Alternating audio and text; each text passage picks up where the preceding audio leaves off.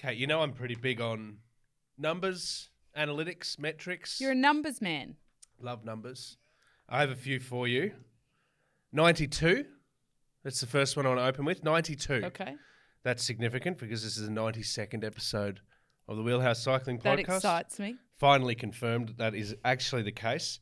8,000 is the next number. 8,000 at the Brisbane Cycling Festival, Tour de Brisbane on Sunday. All of them there to see the Wheelhouse Cycling Podcast. And we shook every hand. Every hand was shook. And sanitised afterwards and between.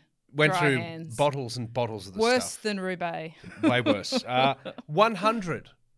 100 days until Paris, the opening ceremony. It's official. Give or take a day or two by the time you get to this podcast, but let's just say it's around 100 days until Paris, the Olympics. It's coming quick. And 2. 2's the final number. What's 2? Well, 2 How is... many of us at the desk? Well, no, yes, that is 2, but also 2 because Tom Pidcock has, of course, won the Amstel Gold Race twice, according to him. I didn't want to correct you there. You're good on your research, Joel, but that would be with a little asterisk. Yeah. According to Tom Pidcock. A caveat. And Tom Pidcock's fans. Well, we're... And you're one of the fans. Yeah, Merxie's a super fan. G'day, Merxie. Do we remember who actually won the race, though? We're going to talk about that. We're going to talk about Amstel Gold Men, Amstel Gold Women, the NCL in America, another sad demise, and also 17 at time of recording, give or take by the time you get to it. But the Giro is just around the corner as well. It's going to be a very different looking Giro. We're going to talk about that as well. It is. Well, I'm wearing pink in anticipation, which I noted that. May actually mean that aside from perhaps next week, it'll be a month of pink. Okay. I'll have to check my wardrobe out. You not to borrow some of Merxie's wardrobe too. Call the wardrobe department.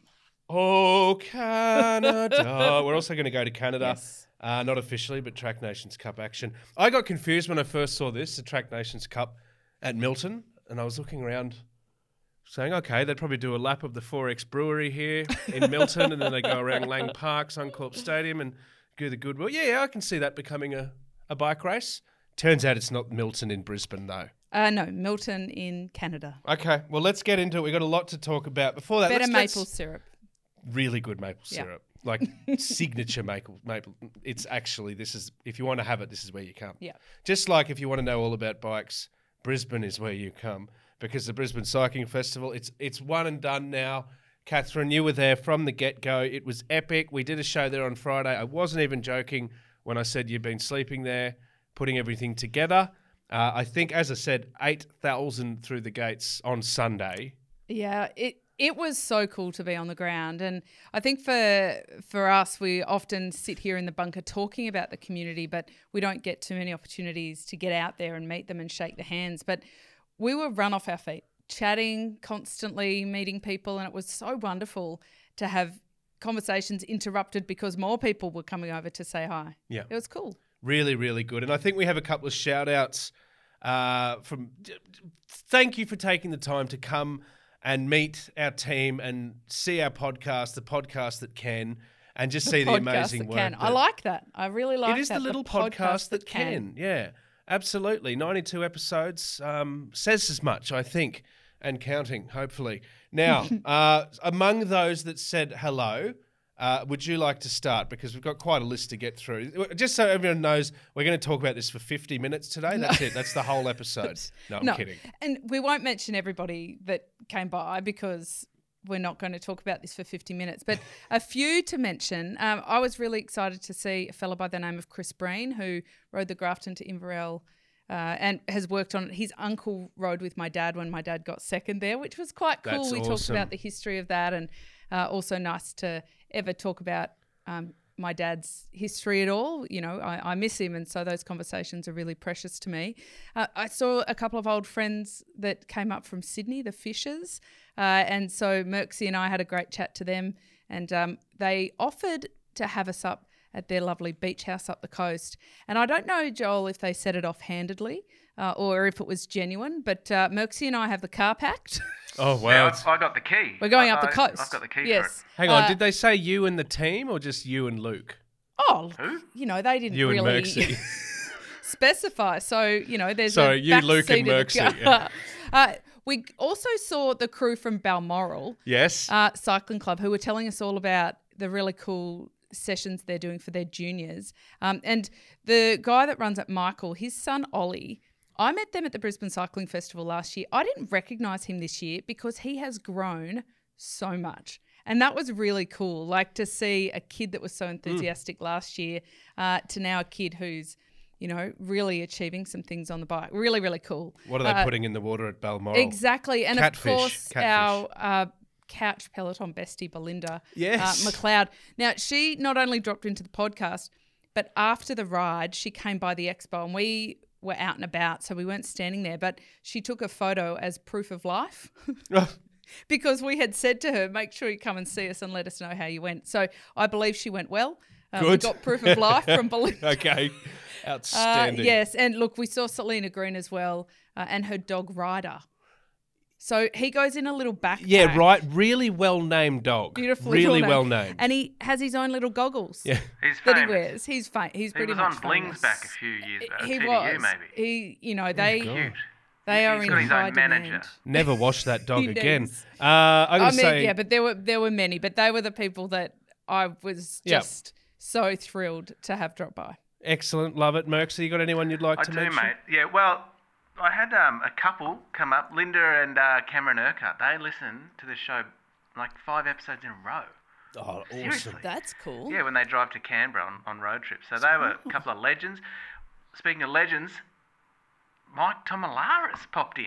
The Tapped me great on the Tomo. back. Yeah, got a selfie with him. Tomo rocked in. And to then see Tomo. I had a glass of wine with Vaughan McVilly. He's a bit of a party animal. And he's invited me down to Sydney.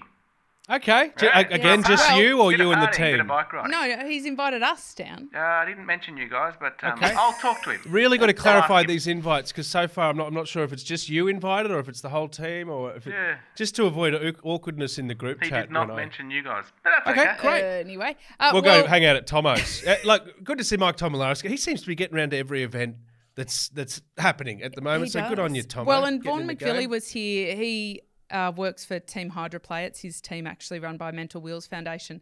And it was great to chat to him about his thoughts on Pro Velo Super League because we'd just done the episode with Matt Wilson. And so he had a few thoughts around that. And it was good to see the NRS teams involved as well and able to, Can I ask a question? get out and about. Speaking of getting out and about, mine consisted of the leisurely 10-kilometre bike ride. Others went a little bit further. And one thing that a lot of people were talking about in our relatively flat part of the world was the climbing of Mount Cootha. Okay, now why in the good golly gosh heavens did the women's NRS race not tackle that brutal beast of a climb? Yeah, good question. So everybody was pretty pumped afterwards. Graham Frisley won the men's race and he was very pleased with his victory. But the women, less so, because they didn't get to go up Cootha at all. The men went up twice and the women scooted around the bottom. Okay, and so it was essentially like a giant crit. So I don't know why that happened, but the weather, like it was a decent enough day. It wasn't, obscenely hot. It wasn't any kind of extreme conditions or anything that I said that I would seek some answers as to why that happened, and we haven't had any yet. I mean, the race was won by Isla Carr, and we actually met her. She came and chatted to me the day before, so I was pretty pumped. That's why she won. To meet her, actually. Well done. Magic dust, yeah. Yeah, I'll just claim that one. But I'm curious as to why that happened. So we might do some investigative journalism to get to the bottom of that one. We do specialise in mostly factual content on this program. But actually, careful what you wish for because the women were really wanting to go up Mount Cootha. But I spoke to a lot of people who did the 110K ride and Mount Cootha came after 80K. And so it was just at the back end of it. And a lot of people said they felt amazing for 80K and they thought they had lots left in their legs. And then they went to get out of the saddle up Mount Cootha and it was like jelly. So, okay, is that not an absolute masterclass in course design right there. Isn't that how it should be? It kind of is, Yeah. yeah. But it's, you have these moments, even in, rides or races, but people are taking the Tour de Brisbane pretty seriously. Yeah. Like, it's a Grand Fondo qualifying event for the World Championships. Like, they have medals at the end. There's great categories. But you think you're doing really well, and then you get to a hard pinch point and you get out of your seat, and it's honestly like somebody's poured coffee into your legs or something, and or jelly, and they just kind of go, bleh, and you kind of flop back onto the seat, and you're like, okay, that's not my strategy now. I'll just get there. I'm going to do it on the fly, change of plans. And okay. that's what a lot of people described. And I think it's actually, these events are really cool because you watch the Tour de France, you watch the Giro, 17 days and counting, and you think they make it look so easy. And they do. Yeah, Pros really do. And then you think, 110K with Kuthar, like, no worries.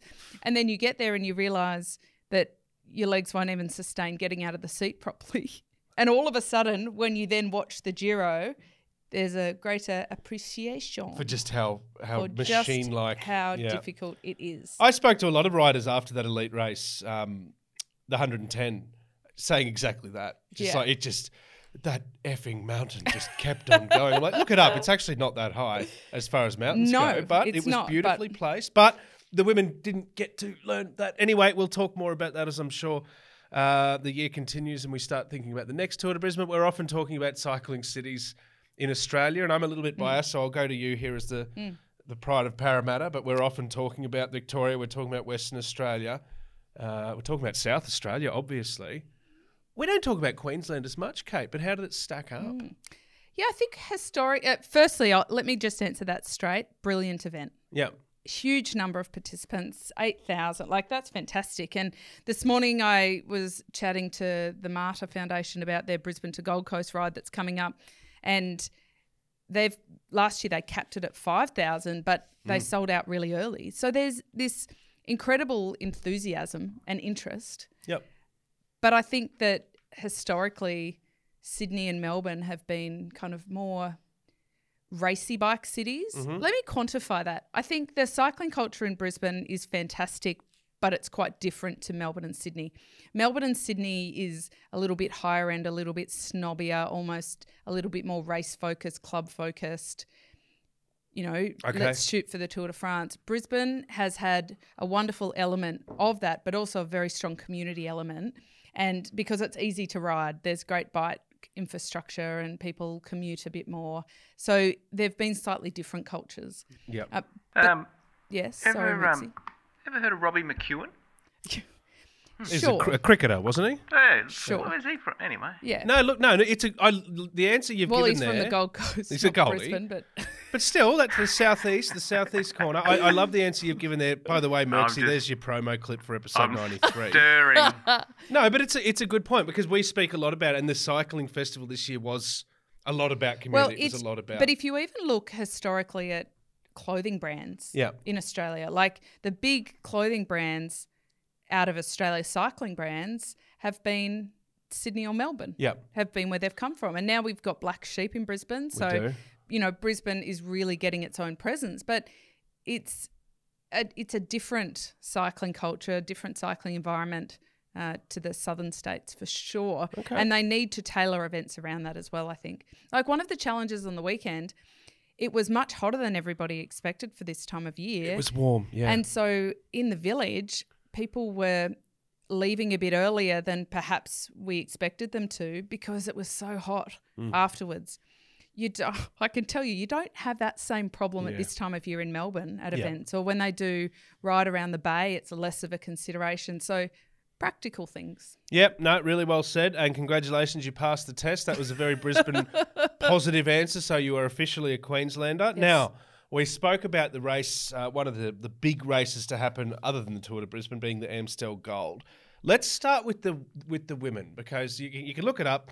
Wiebes nearly won, but then got excited and didn't win. That's the Marianne point. She Vos, did not win. Our mate, the original Wheelhouse fan, she doesn't know it, but she is. Yeah. Gets this. I really want to ask you about this because Wiebes is there for all money. gets a little bit, look at me. Haven't I done a good job today? And if there was ever a more literal time to apply the saying, taking the foot off the pedal, I defy you to find it for me. Yes. What are your thoughts on this? Should her team be pissed off? Well, that's an interesting question. Should her team be pissed off because she celebrated early and got beaten? If she's a nice person, no. If she's a mole, yes. That's a really good answer. So there's no grey here. Either you're nice or you're a mole, and that determines it. Yeah, I mean, you could be so-so. I get that. But hear me out. Yeah. Everybody makes mistakes. Everybody's going to make mistakes. And for the most part, you get a big stuff up like once a year. Once a career maybe, if it's something like that. Like you try not to do that again. So I think that it can be forgiven, absolutely. And if you're popular in the team and popular amongst management, they'll be really disappointed and annoyed, but not pissed off. It won't be fueled by anger.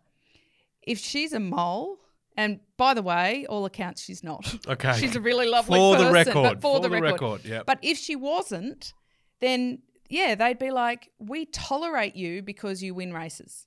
If you don't win races, we don't want to tolerate Why you. are you here? Yeah. It's actually kind of that simple. Yeah, there's logic to that. I think there's something about the sentiment and emotion with goes with someone who gets excited and celebrates being a nice person, because it's like, yeah, they get behind the good moments and all that, but it's a race and it's a big race and you were such a pro. You win so many races. Monumental stuff up. But she was quite funny at the end. She called herself an idiot sandwich.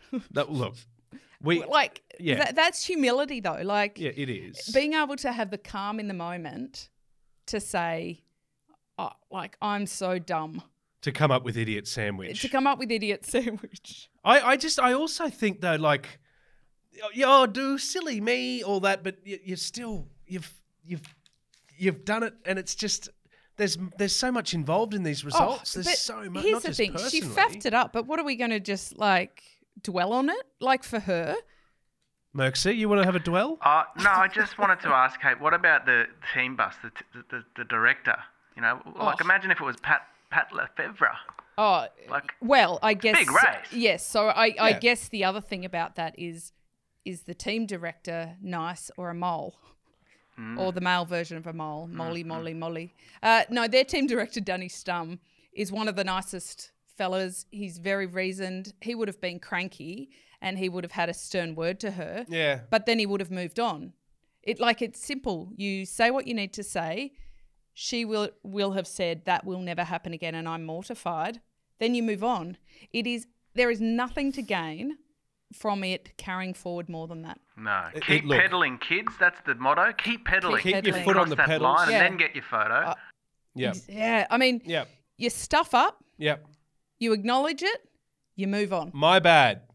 Because they race, up to 100 days a year. And that's what I'm saying. You're going to lose a lot more than you win. Some from monumental stuff-ups, others because you just don't have legs. But at every point there's a lesson. Own it. Discuss it, move on. So often the mistake is tactical or it is mechanical, but when it's folly like this in a big race, let's not minimise it. It's a monumental stuff up. But I love it. But it also happens quite a few times a year. It happens. Men and women's. Really weird. Getting excited before the line. Yes. It happens. This isn't the prom. But she must have, it's unusual for her. She's experienced and she's, incredibly professional. Yeah. I think she was caught up in the emotion a bit because there was a big bunch. There was nearly 20 riders behind her in a big bunch sprint.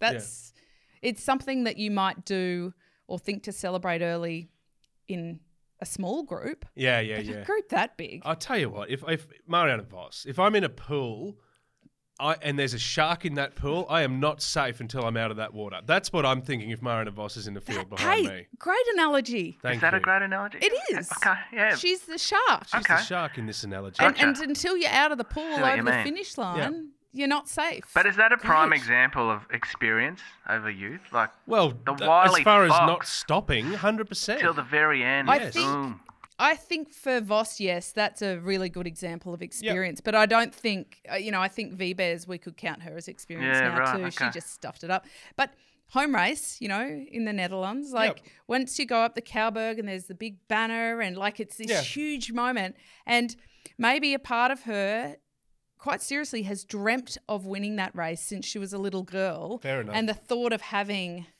this photo... Can I interrupt? Speaking of photos, how fun is this? Someone sent a picture of you in the front group riding that climb. Yep, up the Kouwberg. Can you quickly tell us that? Look at this. Look at this. That's Awesome. There's so your engine and those big calves. Yes. Look at that. By engine, I think you're referring to the junk in the trunk. Possibly. Yes, you are. That was posted by Vera Kudoda, who was a world champion on the track and my teammate at Team Bic Power Plate. If you don't know what a power plate is, we can discuss that in a minute. Sarah Carrigan was also on the team. I also noticed in the photo is Olivia Golan, who was riding for the national team at the time.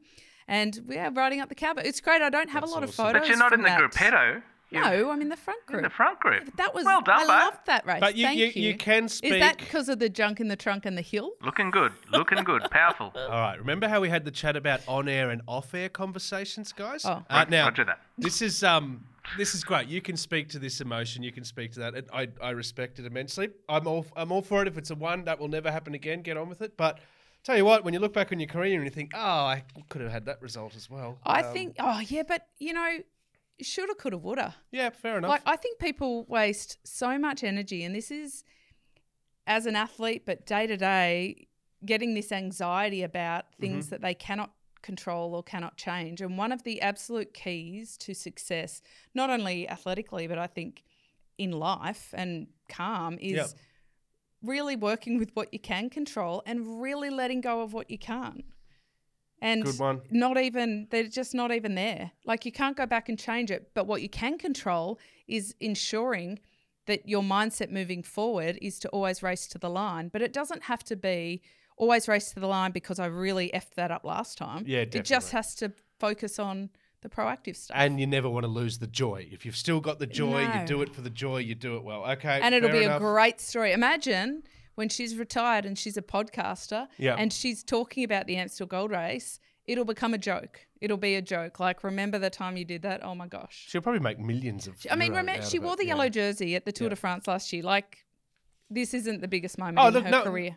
No, it's not. No one's doubting her capacity, incredible capacity as an athlete and competitor. Just cross the line. Just cross the line. Yes. By the way, power plate, it's the exercise things that you use. It vibrates.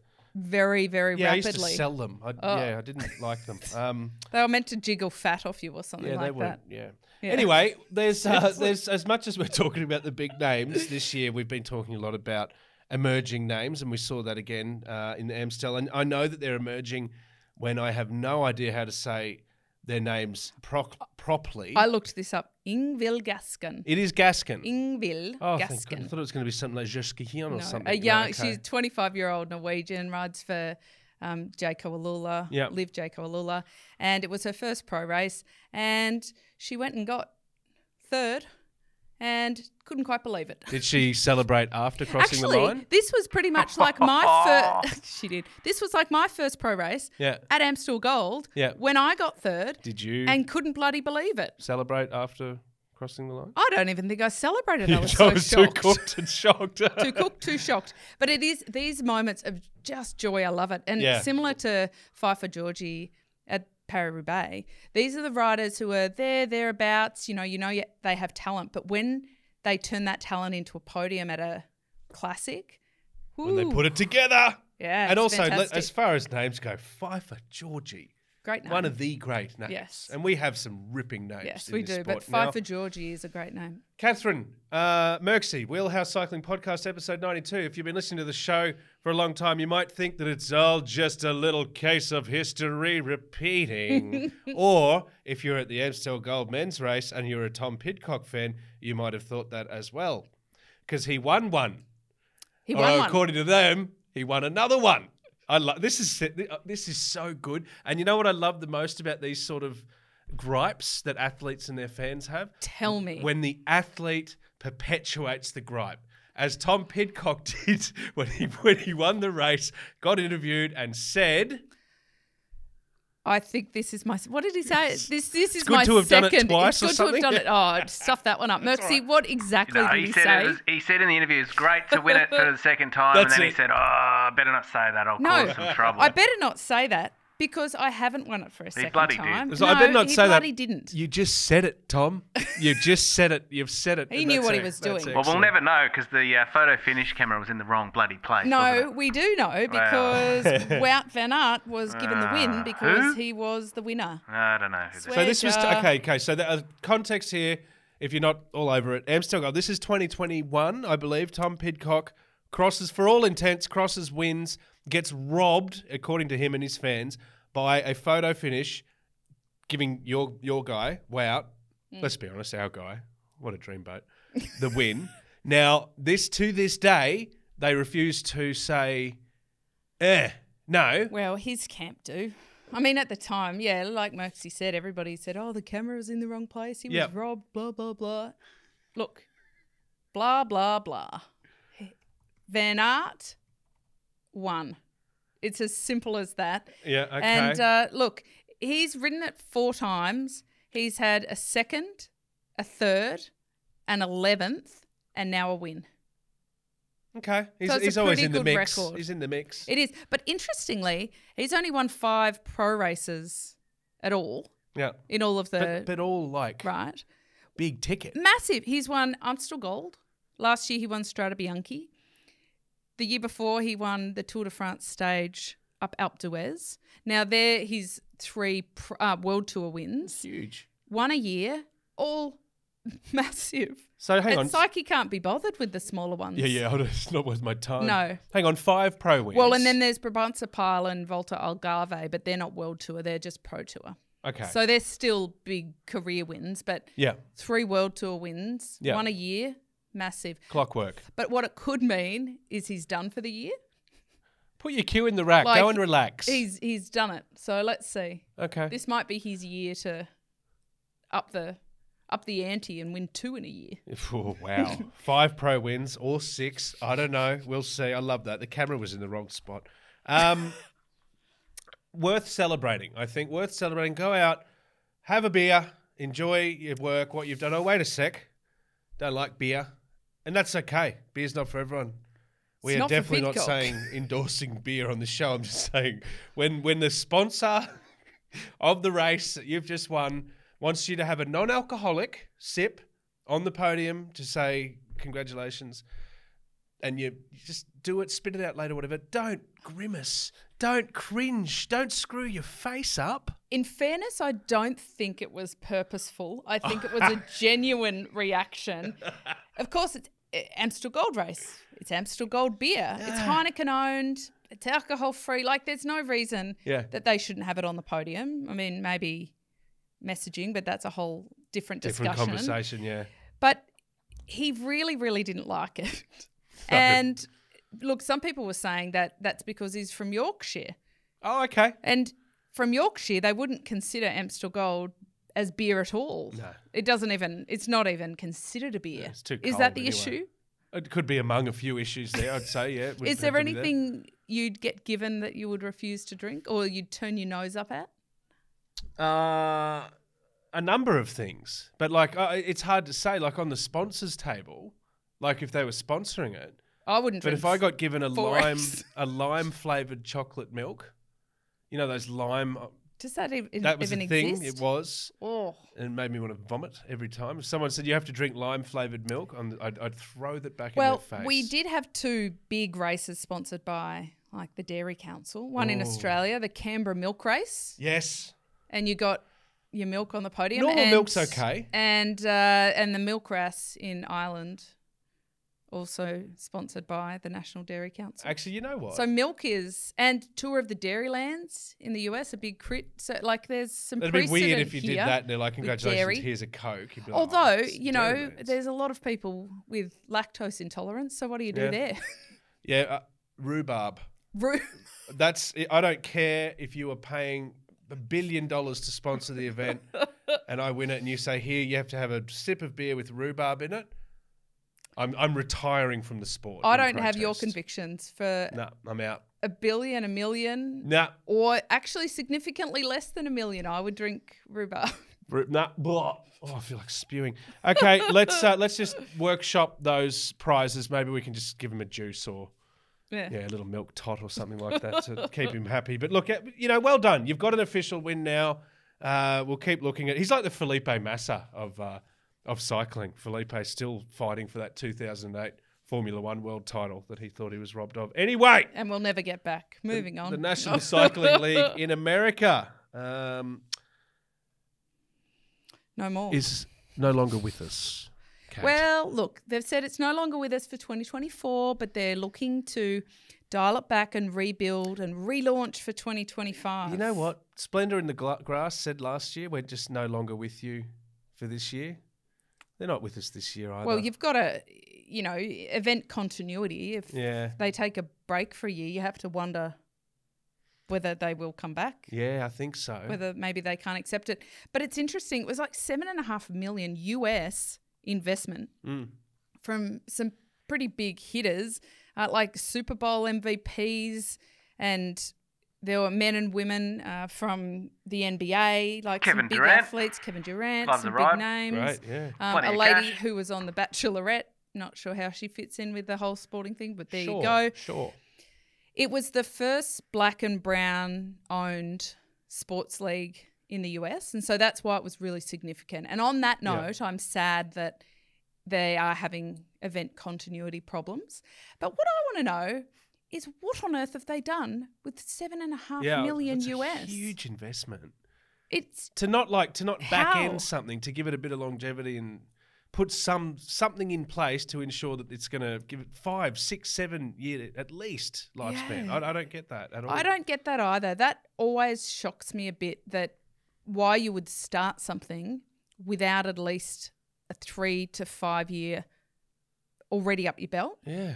To ensure that it can happen. Yeah. But it seems like, they were very positive and very self-assured that if they started it, they'd get all this money and revenue and things would roll in. But cost of living, people, like it's a crisis here in Australia, but America's not, rolling in cash, your everyday person either. So. But that's the thing when sport and cycling and whatever sport it is in that luxury item category. What do you need to do to make it more accessible? What decisions can you make to make people not go, oh no, we won't bother because that's a sport that's well beyond our reach? And I think cycling in our part of the world works pretty hard at this and has a lot to say about inclusion. It's still an expensive sport, but there are ways to get involved. There are ways to spectate, to engage, to participate that don't bankrupt you, basically. Yeah, well, I mean, and we had Matt Wilson in here talking about Pro Velo Super League, and they seem to be, very clear on exactly where their money will go and their outcomes. And so maybe it is a case of not that they've blown the full $7.5 million, but that they had a massive operating budget for that first year, and then they realised they don't have that for the second year. So they do need to figure out how to make it leaner and more efficient and have a bigger purpose. I guess I just wish that they'd done that in the first place,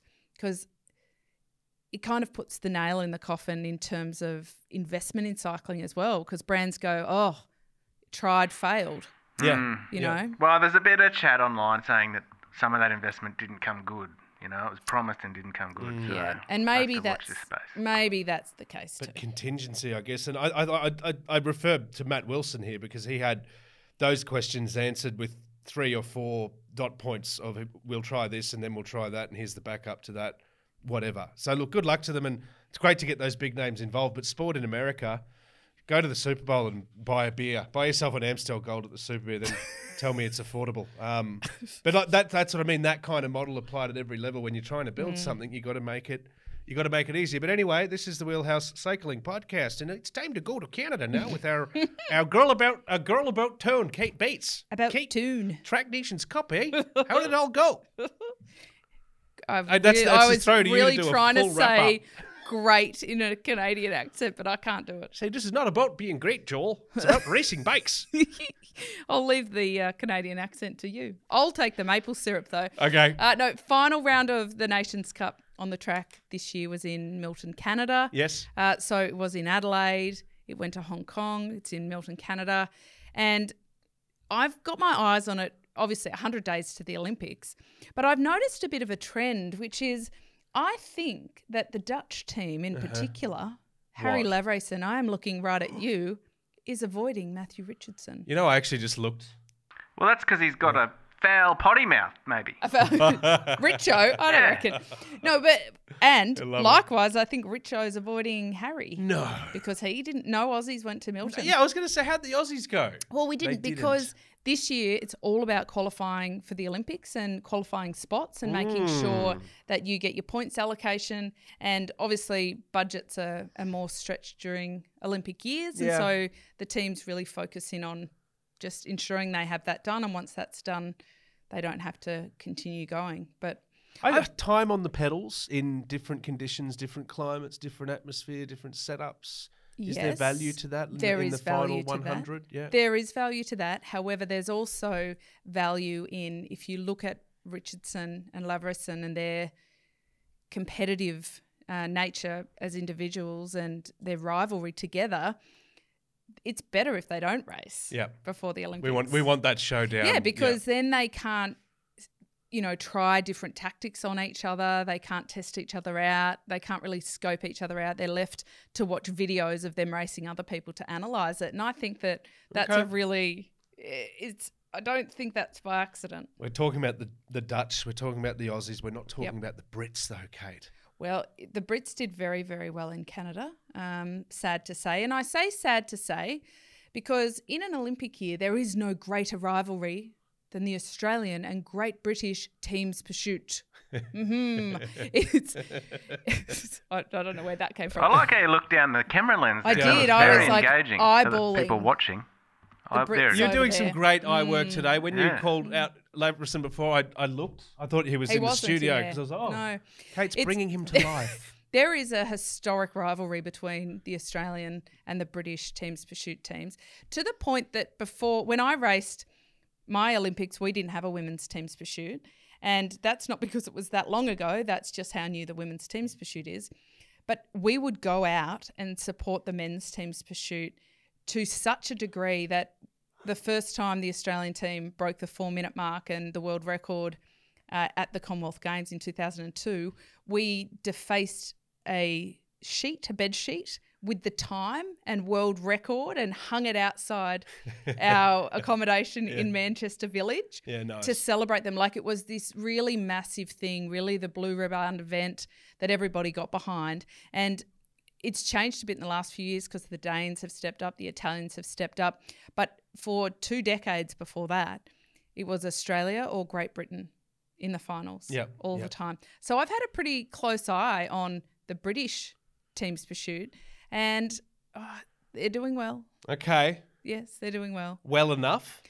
I think between Italy with Ghana and the Brits and the Aussies, we are going to have a very, very tight podium. And the Danish, I mean, they're probably watching, hello Denmark, saying, what about us? Yeah. It'll be incredibly tight top 4. Okay. Yeah.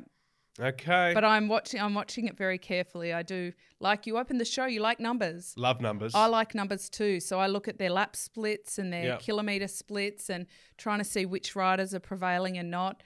And I can say the Brits are doing well. Brits are doing it. Yeah. Okay. They did a 3:46 for a standing 4 kilometres. Yeah. That's clipping along. That's they're getting around the track. It is. Okay, good to see. With some speed. Okay, thank you very much, Kate. That's the latest of our wrap up from Canada. Okay, now 17 days. That was the other number I mentioned. So the Giro just around the corner. Is it? What are we looking at here, rivalry wise? Because we know that we got Mathieu, we got Pog, of course, but we haven't got a number of big names. But we've got Mathieu and Pog. Is that what it's exciting you? Are you more excited about the ambitions, I guess, the matchups, the emerging matchups? What's got you wearing pink today is my question. Yeah, I mean, I just love the Giro. I honestly think it is the most beautiful race on the calendar. It's always a bit tough with weather. They very often get snowed in and stages get changed. Historically, the coverage has not been nearly as good as the Tour de France. And I pointed it out to Merksy last year. When you watch the Giro, it looks as though it's not as bright and vibrant, the colours, as it should be. And he thought that, you know, perhaps I needed my eyes checked, and then we started watching it, and it's right. Like, they just don't quite have the expertise that the Tour de France broadcast team do in bringing us the pictures. Okay, so the picture, so Merckx, just you're the technical guy here. Is this like from the production of the scenery on offer, or they're literally not capturing the scenery that is on offer? Are they capturing and not making it look good, or are they missing it altogether? Merckxy? No, I think they're just that. You know, it doesn't look as colourful. It's not as slick. It's just Tour de France is next level. It's just best in the world. They're not like leaving the lens cap on or anything like that. Okay. No, but you will notice it. And so I always feel like the Giro gets a bit ripped off. Yeah, yeah. Like it's the poor cousin. It's a shame, but it's such a beautiful race. Yeah. Oh, beautiful scenery, but always really hard fought as well. Yeah. And I think this year the Giro is going to be one of the absolute crackers. And when you have people out with injuries, it often opens it up to be a bit more competitive because people won't be cowering behind the teams that traditionally would, you know, really rule the race. And of course, Pogacar, big name, you know, looking at him, everybody, but he's lost a couple of his real henchmen. Speaking of which, Jay Vine is home in Andorra and doing better, so that's fantastic. It's good to hear. And Vingegaard is out of the hospital as well and doing better, so that's good. But that will change it. But you know, one of Merckx's favourites, G, good old Autumn Leaves as I call him, he has said, this is it. I'm back. He nearly won it last year. Yeah. For all the double. Yeah, for all the haters who say that he's past his glory days and he's, you know, in the twilight of his career, I say watch this space. You never know with Thomas. You never know. Especially if he's had a couple of pints. He gave me serious anxiety the other day. Yeah. Because I do call him Autumn Leaves. He does fall off quite a lot, always has, no disrespect to him. But in the middle of the race, he decided it would be a good idea, Amstel Gold Race, to change his undershirt. Mid-race, to take it off. He was getting too hot. So he took his jersey off and then he handed it to Filippo Ganna and then he took his undershirt off and then he put the jersey back on. I was like, come on now. What sort of speed are we going at here? You know, they weren't racing super hard, but probably still 40k an hour. Okay. I mean, to do it at any speed is pretty impressive. I myself have taken leg warmers off over the shoes. That's pretty tough. I mean, let's remember how Froomey came a cropper. Oh, with the vest. Yeah, training ride. Just taking a vest off. Yep, and Jai Hindley it nearly gave me a coronary taking a vest off in the Giro too. If we remember 2 years ago. Well, yeah, my first exposure to Wout van Aert. Clothing mishaps. Declothing in the wet on the tour. Well, it is hard to choose your clothing, and this time of year particularly hard because it's often very chilly in the mornings or it's very chilly when you get to the top of the mountains. Yep.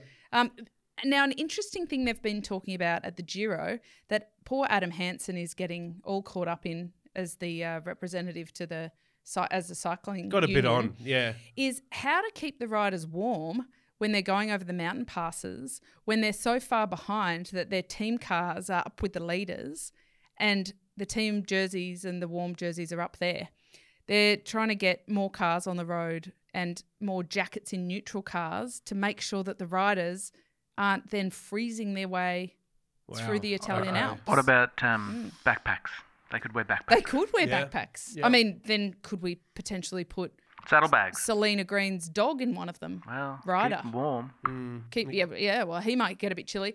Could tow a trolley too. He could. Those handy beach trolleys are pretty That robust. could come in handy too. Actually, Maxine, you have one. We have one here. Yeah, we have. We can lend it to them. See if Pog wants it. He's a friend of the show. The wheels come off. We could, pack that up quite nicely. Yeah. Yeah. Don't put that on the card though, because that's a bad omen. No, it is a real issue. It is a real issue though. Sport.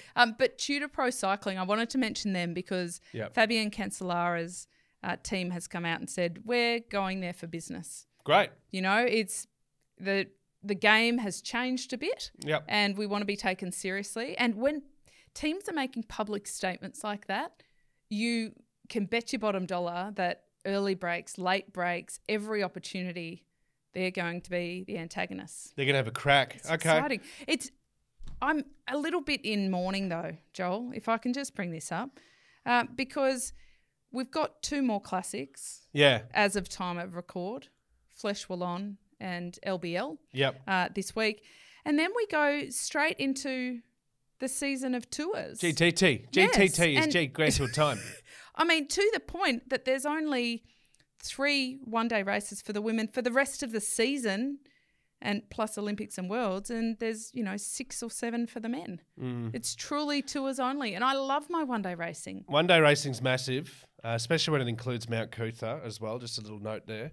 It does, but it also means sleep deprivation. Yeah. Like the poor Aussies. Couch Peloton, our hearts go out to you. We are with you on the couch there. Yep. One night you can do.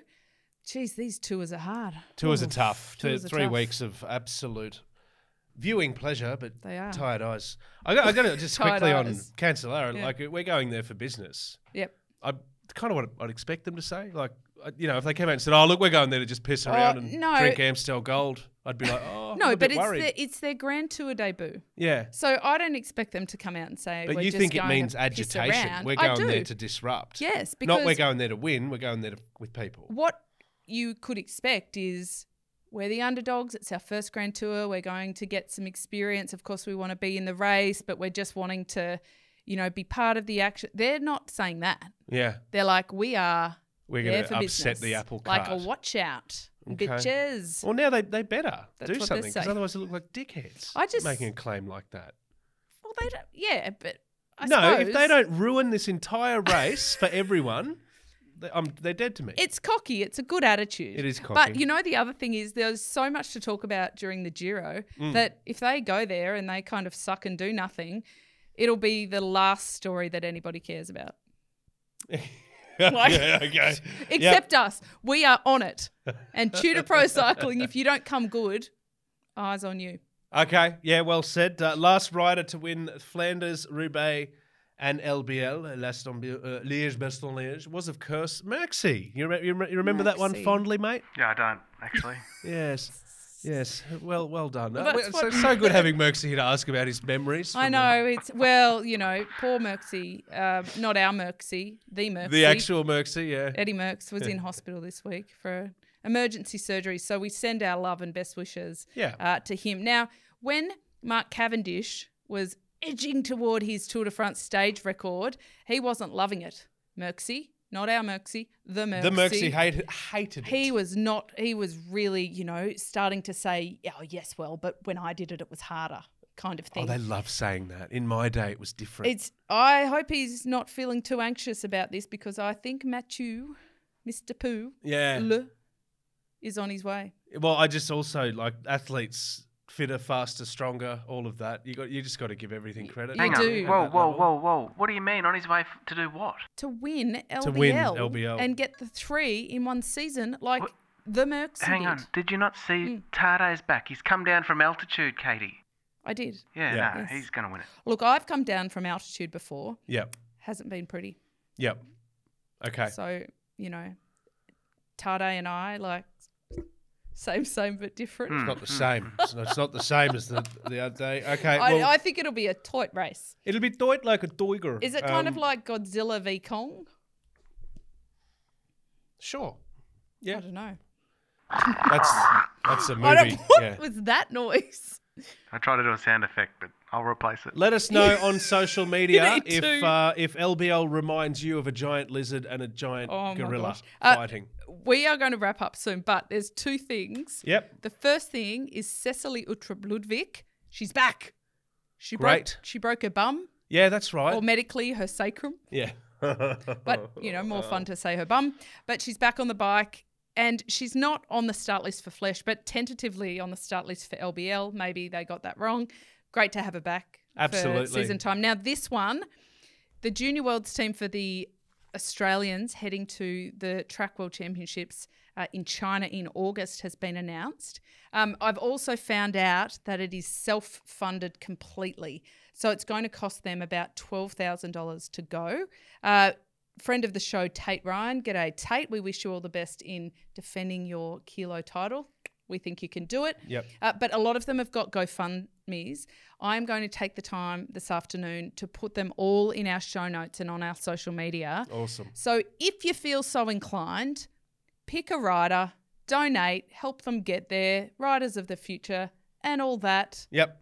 And let us know if you decide to donate to anyone, and we can have a little bit of a who's the fan favourites. Support them in achieving their career ambitions and getting to the very top, so that in 20 years we can turn around and say, oh, it's not as hard as it used to be, but good on them anyway. That's exactly right. That's good. That's common good. Yeah. Now I got a new bell. And I want to just give a shout out as well to one of the wonderful organisations involved in Brisbane Cycling Fest is, of course, the Prince Charles Hospital's Common Good Foundation, researching into heart disease, lung disease, mental health, ageing, hospital care, really positive messaging. They were in and about the Tour de Brisbane, helping people out, spreading the message, came over and said hello at the wheelhouse. And I just love that. It's what we often talk about on this show. It's not just about the elite level. And the community level goes all the way from people in the corporate world to people in business to those involved in all the way charity and beyond. I can confirm that Merksy pretty much chased the common good lady to get Heather. the bell. Thank you, Heather. She got me that bell. Yes. Fantastic. And also, before we go, the bike that we had at the festival. Oh, yes. Thank you, yes. It weighed 7.04 kilograms, people. I was 0.4 off. Yep. I said 7.257, I think. So some lucky buggers won it. And, so someone nailed that. Yeah, someone nailed it. Exact weight. And do you remember the brand of the sunnies that they win? Chicon. Well done, guys. Yeah. I'm so glad we had a pre-show meeting. Yeah. I know. Yeah, I'm so glad we discussed announcing the winner at the start of the show. And you both forgot. And the bell. It's okay. Yes, but we do love Bike Bug. And if you didn't win the Chicons, which most of the entries didn't except the one. Well, yeah. Use the wheelhouse code.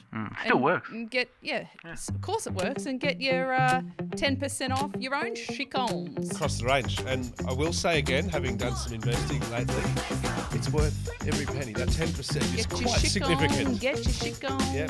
Shake it off. Shake it off. Okay. This has been great. Catherine Bates, Merksy, lovely to be back in the studio. Congratulations to everyone who was involved with BCF.